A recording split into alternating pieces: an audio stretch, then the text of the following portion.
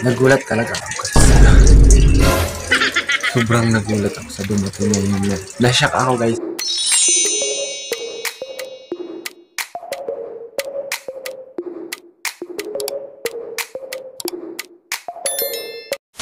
Guys, ayun. Hindi ko akalain na ngayon pala. Ngayon darating. Ako naman walang kamalay-malay. Nagluluto kami ng pananghalian. Hindi may tumawag sa akin. Sabi siya, dito po nakatira yung si RJ pa yun. Sabi ko, ano, sino to? Sabi ko, bagong mukha. Ayan, sabi ko sa kanya, bakit po kuya? Ako po pala sa RJ pa yun. Ito pala, may pinadala sa'yo si Google.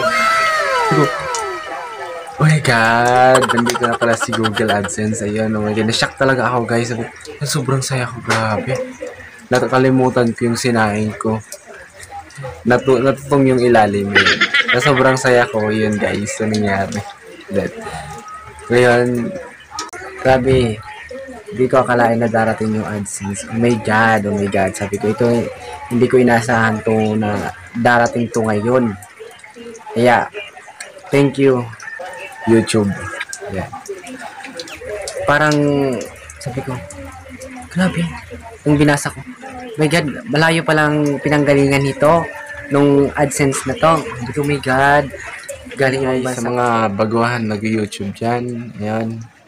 Push nyo lang yan. Push lang yan natin. Ayan, guys. Ituloy-tuloy nyo lang yan. Kung nagagawa kayo ng YouTube, yung iba-iba yung content, okay lang yan. Basta ang mahalaga yung mamonetize kayo at magkaroon kayo ng AdSense. Ayun. Kaya tuloy-tuloy lang natin mga small YouTuber ang pag-YouTube. Dapat nga, kailangan lagi nag-upload ng mga videos para laging tumataas yung watch hour nyo at revenue nyo ngayon guys. Yan. Kahit anong content lang yung gawin nyo, yung ina-upload nyo, ako talaga mix yung ginamit ko kasi paiba-iba yung content ko.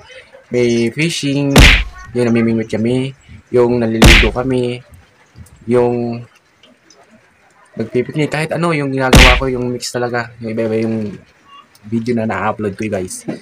Yan. Kapag tuloy-tuloy kayo nyan, kapag na-monetize yung channel nyo, ayun, magkakaroon kayo ng revenue yan. Ayan, magpapadala sa inyo din si Google AdSense ng PIN na gagamitin nyo. Dahil kasama ro sa requirements ni YouTube. Kaya, ayun guys, dapat tuloy-tuloy lang tayo sa pag-upload, sa paggawa ng mga content. Kahit anong content, pwede yan. Basta, may pa-upload ka sa iyong channel.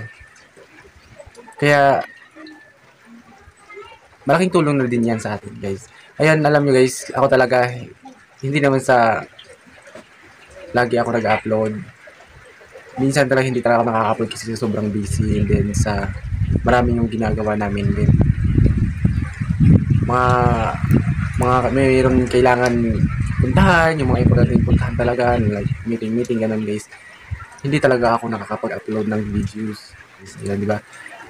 Mas maganda pag may pinadala sa iyo si AdSense na PIN na gagamitin mo sa YouTube kasi malaking tulong to para hindi matanggal yung ads or yung lumalabas sa video ninyo na parang patalas na siya, yung mga kung ano-ano nang lumalabas dyan. Kasi yan talaga ang tinatawag na mga ads.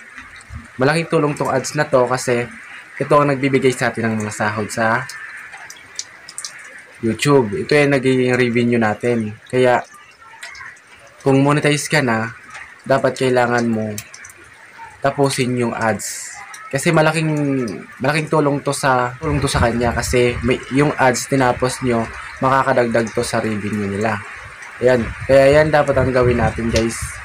Kapag mayroon tayo pinasukan ng mga video na ganyan, kailangan natin tapusin para makatulong din to sa kanila na ads nila.